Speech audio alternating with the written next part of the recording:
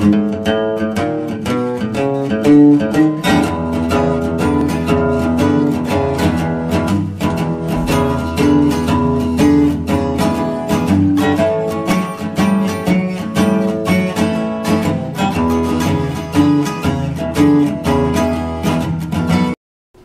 Susie Homesteader of the Rockies, and welcome to the Susie Homesteader channel.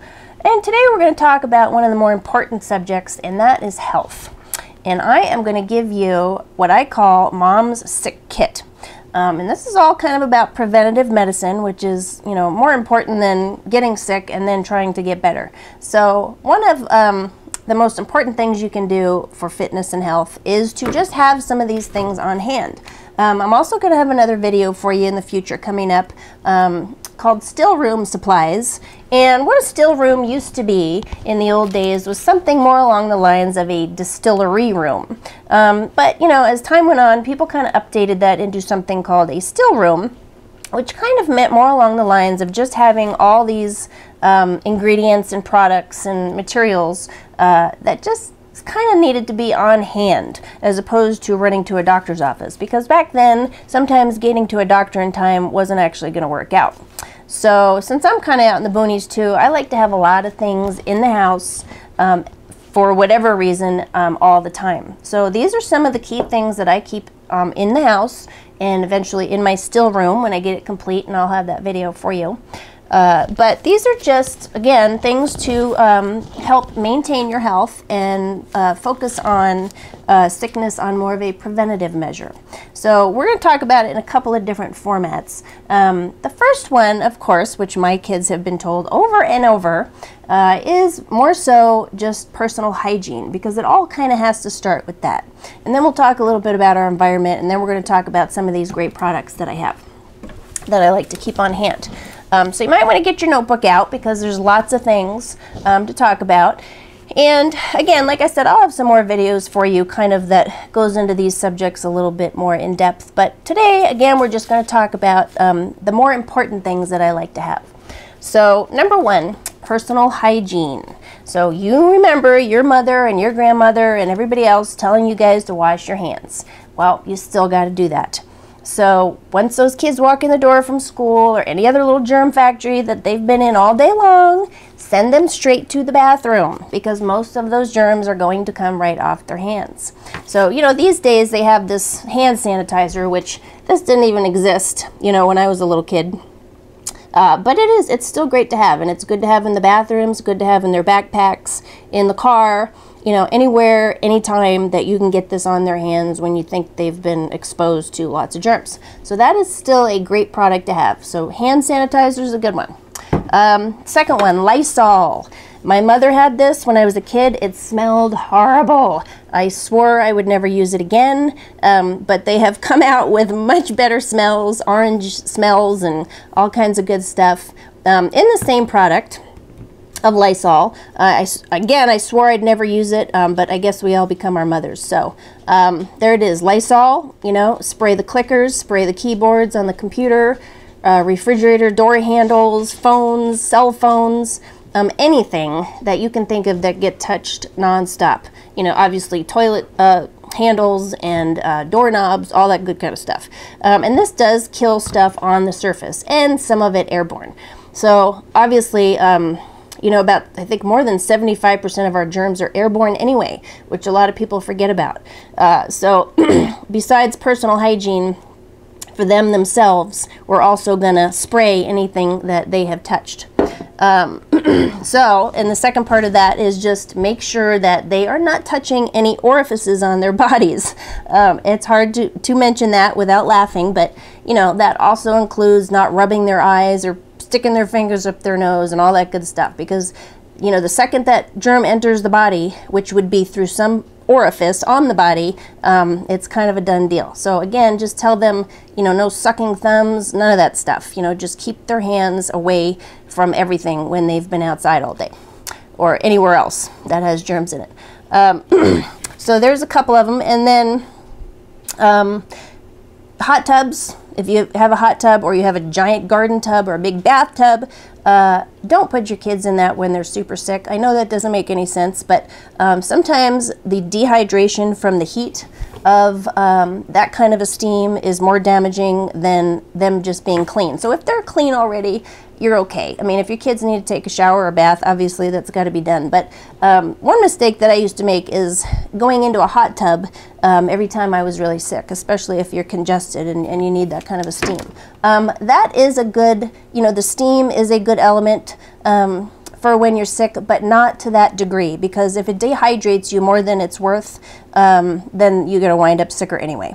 So dehydration is a huge problem for most people. Most people are dehydrated most of the time, so you definitely don't want to do more of that when you're ill. So obviously drink tons of water, which everybody tells you to do when you're not feeling good also.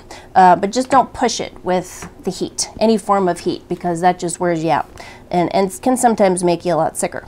And then, of course, the obvious stuff like don't be overweight, don't be underweight.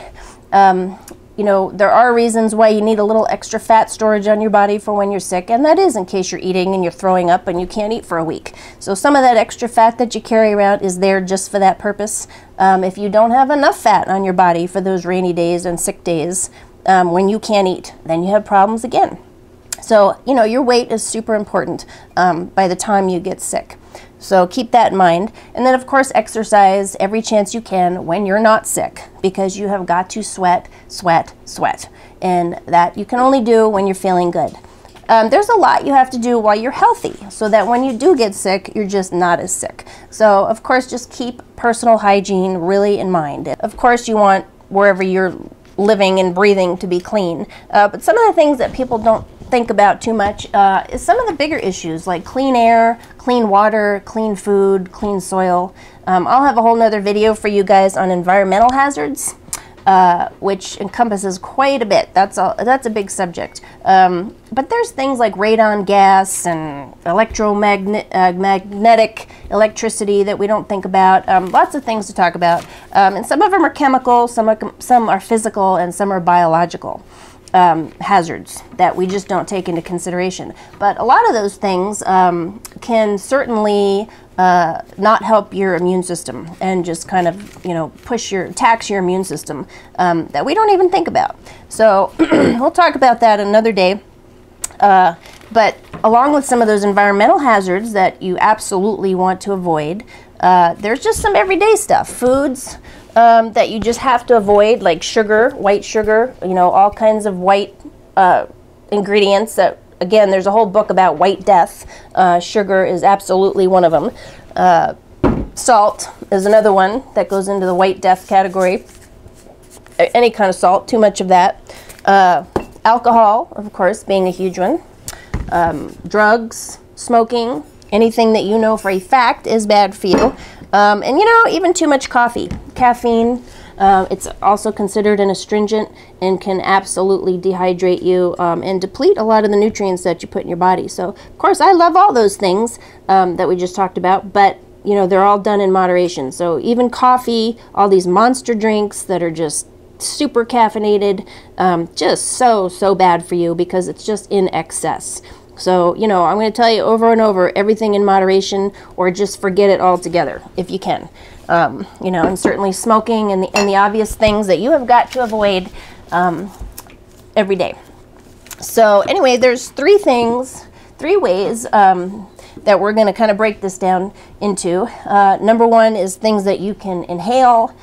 Secondly will be things that you can ingest, and then things that you can topically absorb on your skin. So there's three ways to kind of deliver the kinds of things that we're going to talk about today into your system. And we'll talk about the things that you are going to ingest first. And these are just a whole group of things that we're going to go through one by one. Of course, water. Nothing is more important than water. Our bodies are 75% water.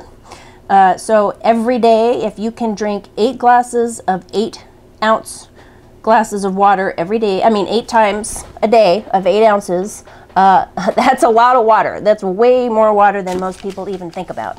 And then if you drink too much water, you're going to be flushing out all the other good stuff and the vitamins and minerals that you're putting in your body. So there is a balance to water.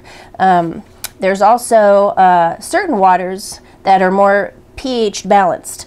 There are some pH test papers that these are kind of more to test your own personal pH, but they also make kind of a litmus test like this in a dropper form to test your water to see what the pH levels are. And what that means is that you don't want it too acid and you don't want it too alkaline, even in your water, as well as your body, because your body has to have a balanced level of pH in alkalinity or acidity. So we're talking about that also in terms of the kind of water you're drinking. Now, there's a lady that did a little test on the internet that I was watching with about 10 or 12 different bottled waters, and some of them were terribly balanced with pH. So there are some better bottled waters as well. And then, of course, your own tap water you're going to want to get tested also. So, you know, water. That goes right in with sweating. So super important elements here for preventative medicine. And then there's 3 rules that I kind of go by in terms of how to deprive your body of things. It takes 3 minutes to die from a lack of oxygen to your body. Okay, it takes 3 days to go without water for the most part.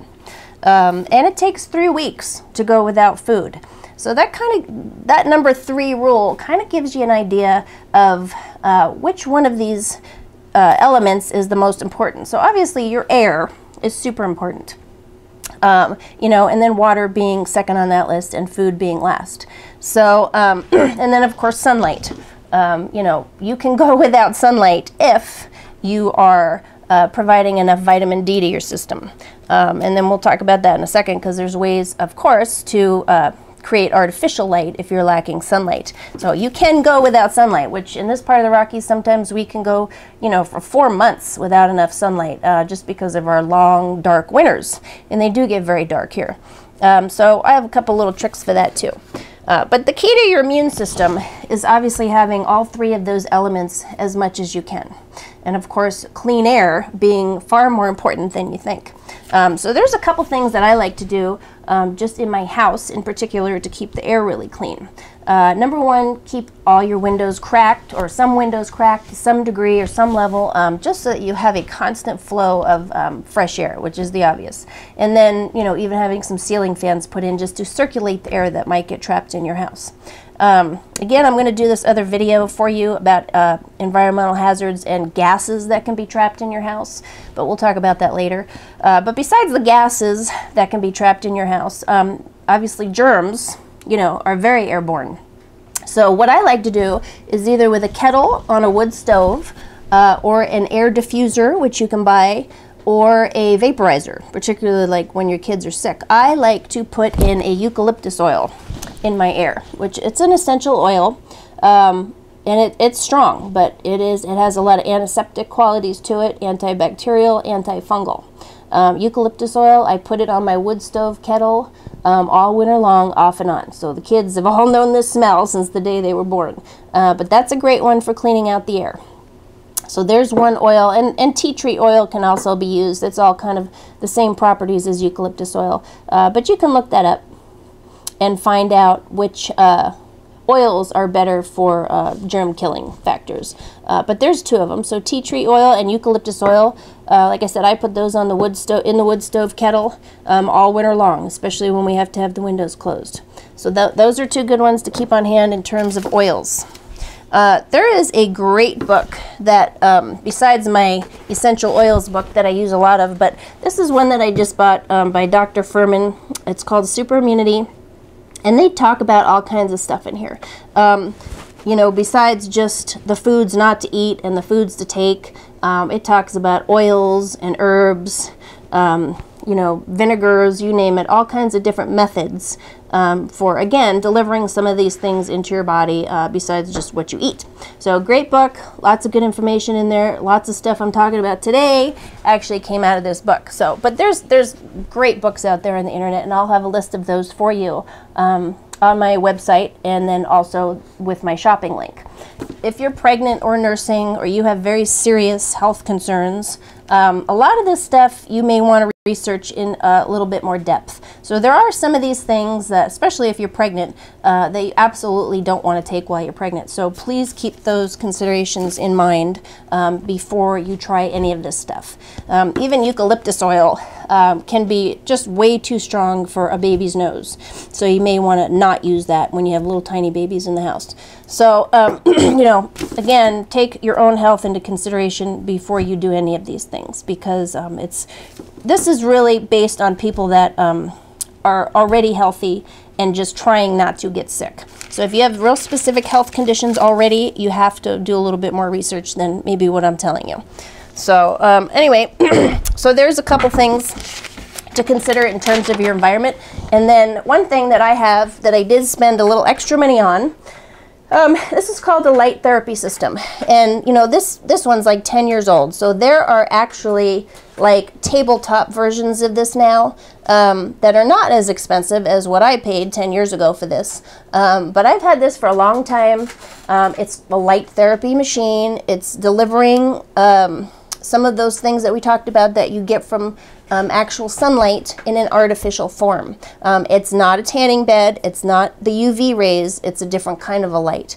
So again, do some more research on that if you're interested in this, but they also call these SAD lights. They treat people with depression or lack of sunlight with these machines in doctor's offices. I've always just had one because I know what a great benefit it is for us in the winter times when it's dark and we're just not getting enough light. So again, if you have the money to invest in this, even if it's just a tabletop version of it, these are great to have. I am a huge believer in this light therapy system. And again, they don't all look like this. They come in many, very many different forms. But nice to have when you're lacking the sunlight and the vitamin D and the vitamin K that you have to have in your environment as well. So there is just a few ideas there in terms of your personal hygiene and the environment that you're living in.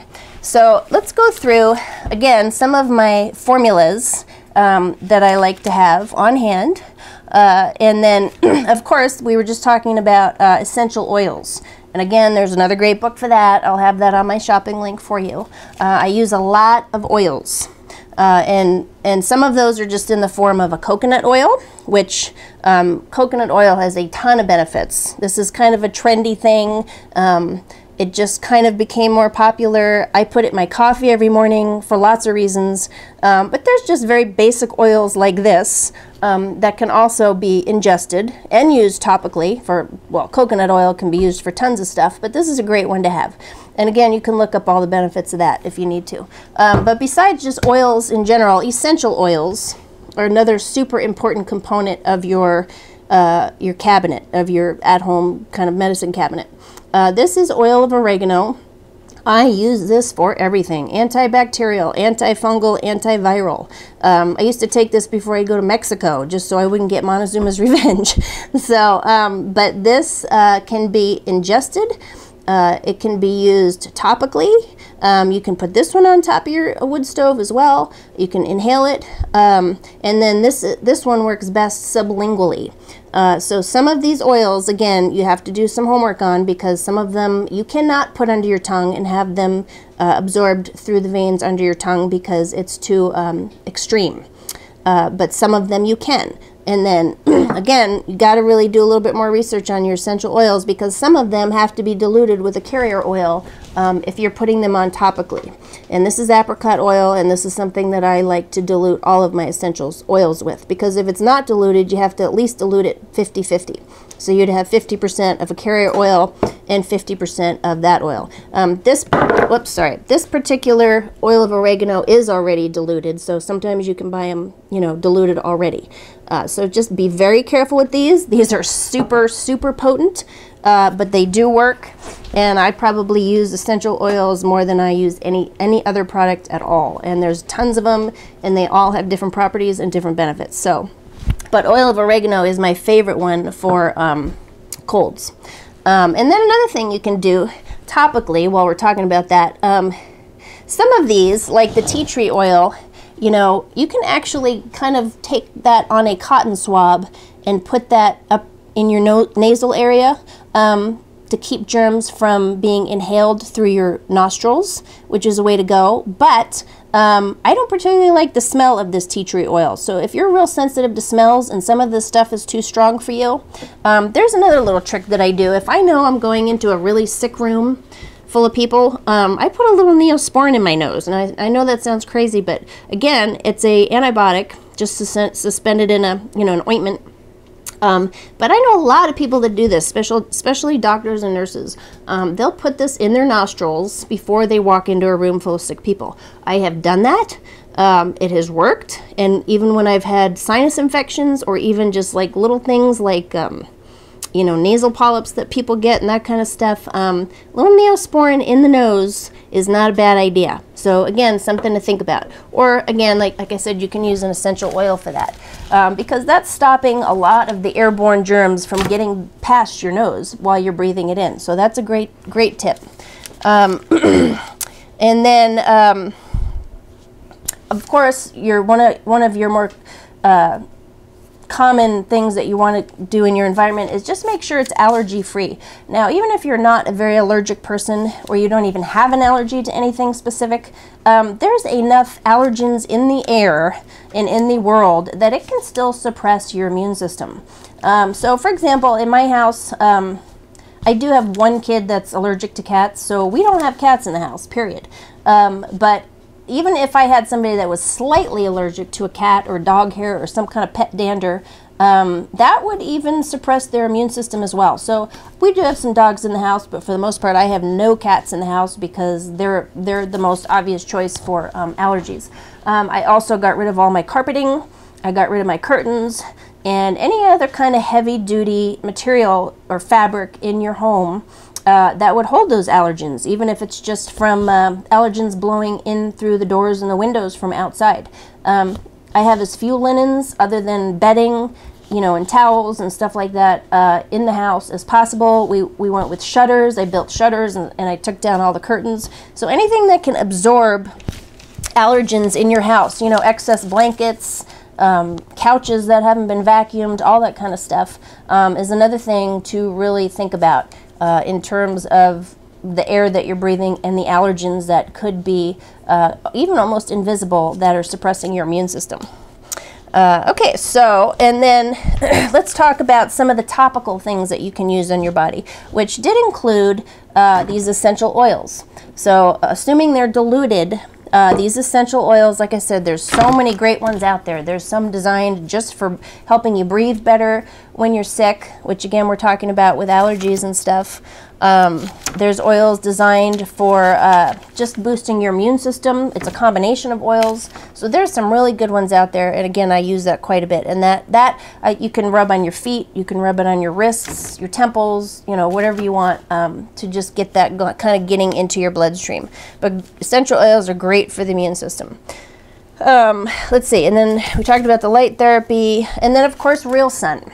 You know, the winter times here, like I said, they get so dark that when the sun comes out, we all run out to the sun and sit out in the sun for a little while.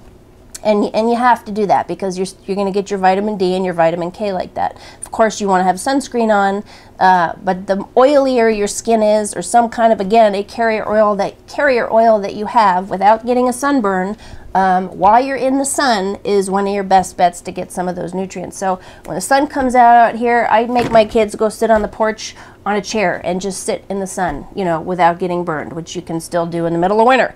But sun, you know, again, if you don't have, just get out there the first chance you get if you do not have some kind of artificial light like we talked about. So again, okay, so let's talk about ingesting, besides inhaling, some of these other products. And again, you can ingest essential oils, but again, you have to be careful with how much. I do know some people that have taken this oil of oregano and it gave them heart palpitations because it is really heavy duty. Some people this doesn't affect at all. So again, you can ingest certain essential oils, but you have to be careful with that too. And then of course, you know, your coconut oil you can ingest also. So let's move on to spices and herbs. So we're getting out of the essential oils now. Turmeric is another big one that's coming up in the world here for all kinds of antioxidant properties. Again, this is kind of another one of those products that they're finding lots of benefits from.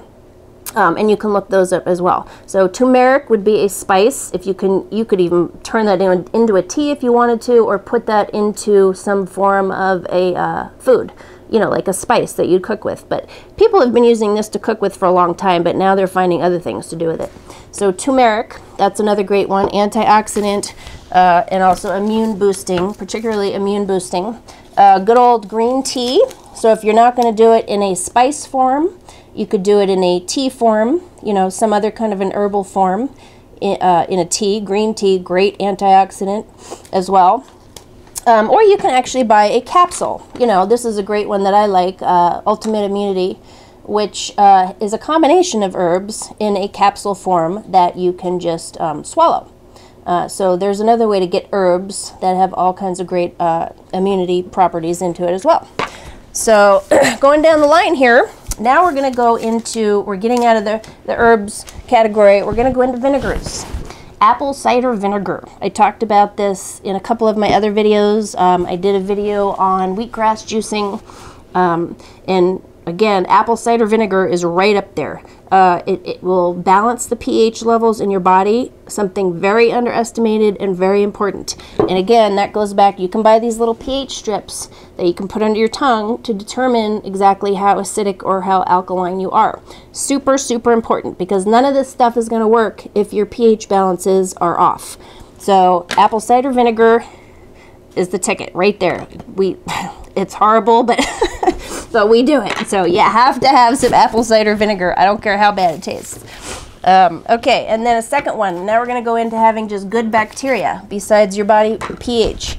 I have two products I use. I just do an acidophilus capsule, and then they make a powder for kids because my little ones won't swallow anything in a pill form. So if you can sneak some of this powder into their juices or their yogurt or something like that, that's a great way to get the good bacteria into their bodies that they have to have. They have to have that intestinal flora to kill the bad bacteria. So this is the good bacteria that you have to have in your body, especially before you get a stomach flu. Trust me, you don't want to get the stomach flu without this kind of stuff in your system. So you got to have both of those. So acidophilus is another one. There's another little trick to kind of keeping your body cleansed and detoxified, and that is chia seeds. So this is actually, I don't have the bottle for some reason, but these are chia seeds, and I think it might even have some flax seeds in it as well. But this is kind of equivalent to what the old psyllium husks used to do, where it's just kind of cleaning out your colon and getting rid of all the junk that's left in your body. That's also slowing down your metabolism and killing your immune system. So we still have to cleanse and detoxify as we're going along here, no matter what you're putting in your body. But seeds and nuts are something super underestimated these days. Try and get as many seeds and as many nuts into your body, particularly cashews, which also have some great immunity boosting properties in it too. So seeds and nuts, that's another one. And then here's my other favorite, and again, I talked about this one in my wheatgrass juicing video. This is a raw organic green superfood, and this is where you're going to get your chlorophyll. And if you're not eating enough vegetables, this is the ticket right here. So since I just don't make enough vegetables, and most people probably don't, I try and get whatever kid I can to take this, to take it. It's kind of right up there with the apple cider vinegar. It's a tough one to get down, but super important. It's your greens, it's your chlorophyll.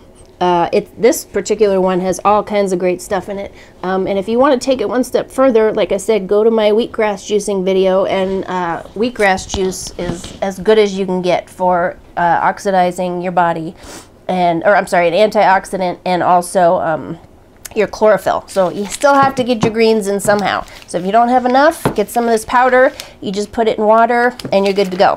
So there's another powder that's super important for you. And then another powder that I like to use as opposed to a vitamin or a capsule is vitamin C. We always have this emergency on hand because if it's in a powder form, it's just going to get into your body faster than it will in a capsule. So I try and do a lot of things in powders, and especially with kids, because a lot of kids just won't swallow vitamins or mineral supplements. I know obviously they make a chewable vitamin C, but this powder one has a lot more benefits than just the chewable vitamin C. So this is a good one to have, especially if you think you're getting sick, because you just got to get that vitamin C in there. And most people don't get enough of that either. So there's a good one to keep on hand. Vitamin B12.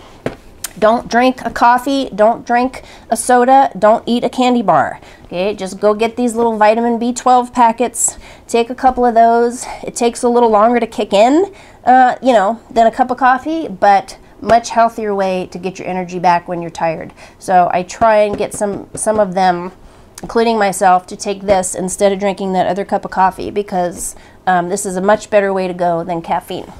And then another last but not least product that I like to have on, and this is calcium. Calcium magnesium is what it is, mostly magnesium. Again, magnesium has tons of great properties. This is a good one for sore muscles, obviously, but it's also one for keeping people asleep, or trying to keep people, you know, to get their 8 or 9 hours of sleep every night, which is absolutely critical. So if you're not getting enough sleep, or you're having problems sleeping, or your kids, you know, just aren't getting enough magnesium, there's another powder form, and this Calm plus calcium is one of my favorites, and it doesn't really taste that bad.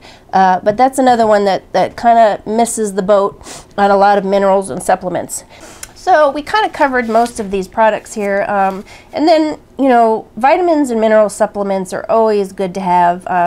I do take those twice a day, sometimes 3 times a day, and the kids do it as well, whether it's chewable or in a gummy vitamin. But, you know, we can't rely on our whole foods and our raw foods to have the kind of nutrients that they used to have in them in the past. So unfortunately, our foods are depleted of a lot of those things. So if you can get it out of your food first, great. But if you're concerned that you're not getting a quality food, then vitamin supplements are a great thing to have.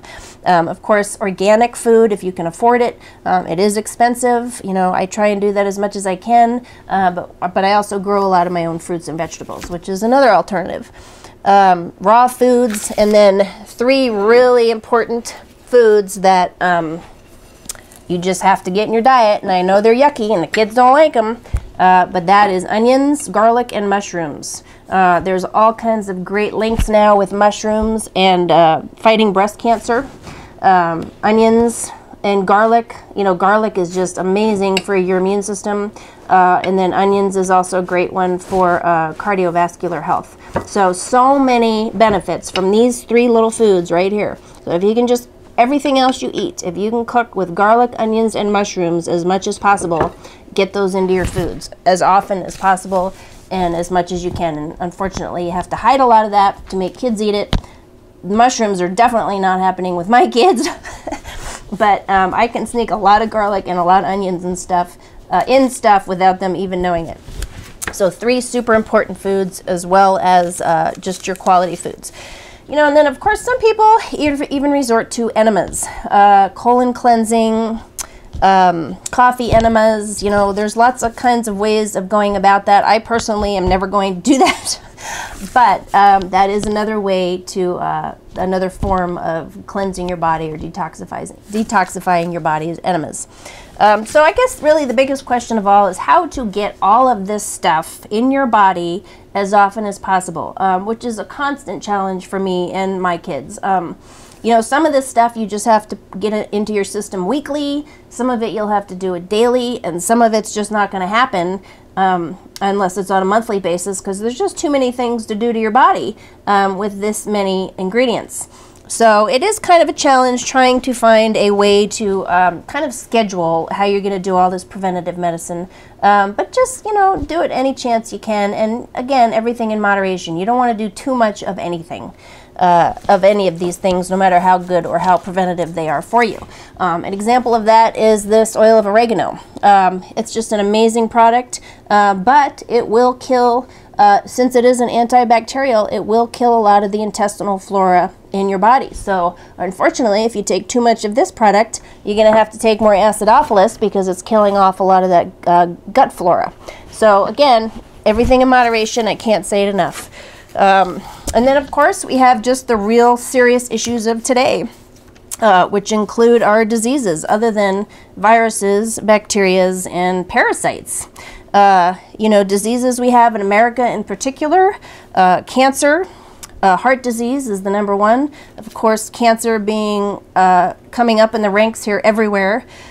Blood pressure, high cholesterol, diabetes, allergies, and just germs in general. They're just all increasing as Americans.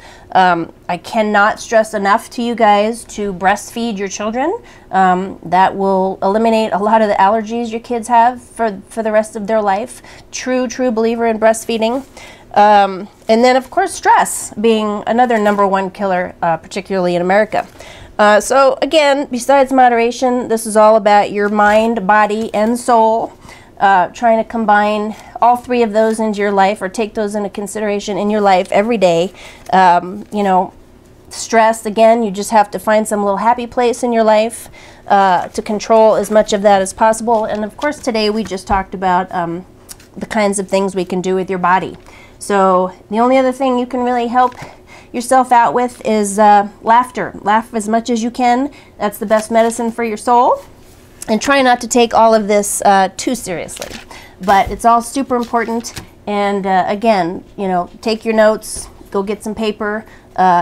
These are just a couple of things you can do here and there. And if you go into any health food store anywhere in your neighborhood and ask, hopefully somebody who knows a lot about what's in there, they'll answer a lot of questions for you. But spend some more time in your local health food store if you can.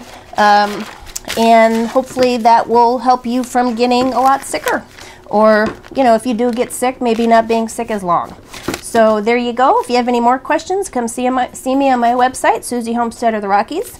And I will have a supply list of all these goodies for you on there, as well as others, and a shopping link as well. So we'll see you there. Bye-bye.